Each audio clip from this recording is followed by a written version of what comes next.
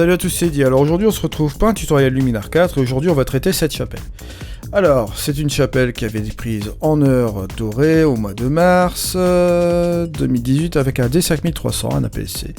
J'ai fait ça à main levée, ISO 200 f13, 1/320 de seconde. Alors ce que je vais faire c'est corriger tout ce qui est correction automatique de la distorsion, les franges, etc.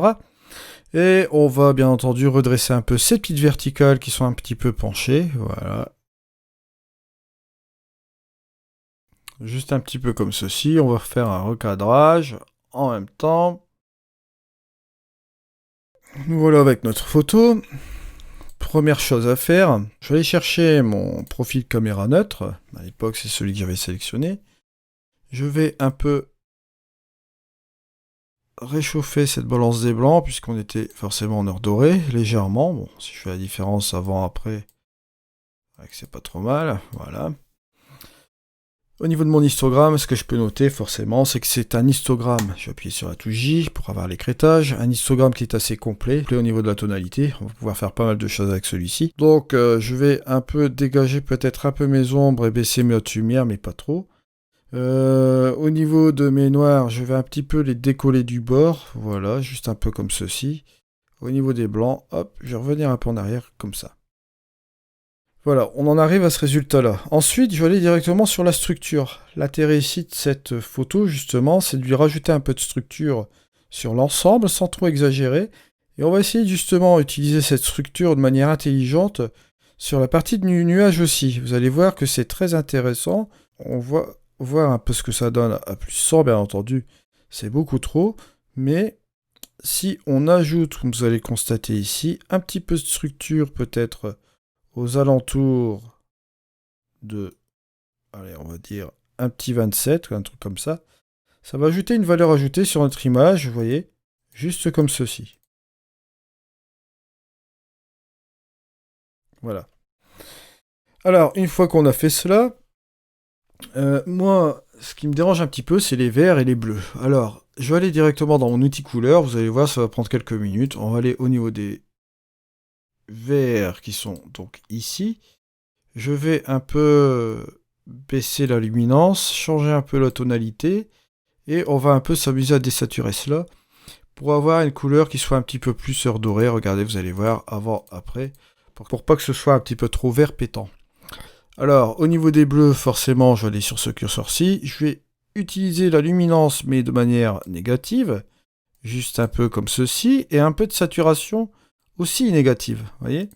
L'un ne va pas sans l'autre. Par moment, vous voyez de la luminance en négatif et de la saturation en positif. Non, pas vraiment. Surtout dans ce cadre, ça peut marcher, mais là, pour faire ressortir ce nuage blanc, je pense qu'en désaturation, ça marche mieux. Et forcément, en heure dorée, comme c'est une lumière qui est quand même plus ou moins douce, ne partez pas dans les excès en saturant à fond. Ça ne collera pas au niveau de la logique de la photo. Je ne vais pas partir trop dans les excès en négatif. Ce que je vais faire, c'est peut-être le mettre à -13. -24, -22, un truc comme ça. Si vous faites la différence, vous voyez, entre les verts et les bleus, avant, après, vous voyez, vous avez votre nuage qui décolle, juste un petit peu comme ceci du fond. Et ça lui donne encore une matière encore plus crémeuse, ça va super joli. Ça lui donne une ambiance assez particulière, voilà. Alors, après avoir fait toutes ces étapes, vous allez voir que je vais faire quelque chose de très simple. Je vais partir sur un vignettage qui va partir bien entendu sur cette partie-là de la chapelle. Donc on va choisir le sujet, la chapelle avec le petit muret. Je vais partir sur les réglages avancés et vous allez voir que bon, je vais baisser ma quantité et ma taille à fond volontairement. Je vais utiliser cette progressivité juste comme ceci et je vais jouer avec mon cadrage comme ça. Maintenant, au niveau du sujet, je vais un peu décaler. Je vais sélectionner un truc qui soit beaucoup plus sympa comme ça. Parce qu'en fait, je vais me concentrer sur cette partie-là. Et bien entendu, en jouant sur le curseur de quantité, on va s'amuser à faire quelque chose de beaucoup plus sympa. Vous allez voir avant, après. Vous voyez qu'on a une image déjà qui est un peu plus sympa. On va essayer de revenir encore un petit peu plus en arrière. Voilà, juste comme ceci, pour pas que ce soit non plus trop violent. Et regardez. Hop, avant la vignette. Après la vignette, ça ajoute quelque chose en plus. Ça ajoute une petite valeur ajoutée. Maintenant, bien sûr, je suis avec cette vignette-là. Mais avant d'appliquer cette vignette, je vais la mettre en pause, je vais la mettre en arrêt.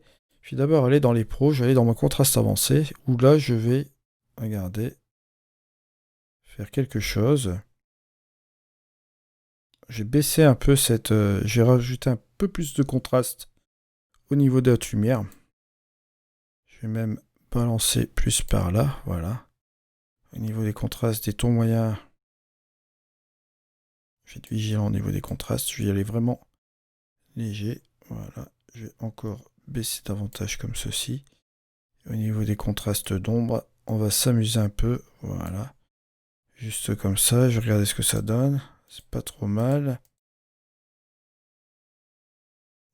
Par bien entendu qu'au niveau des hautes lumières,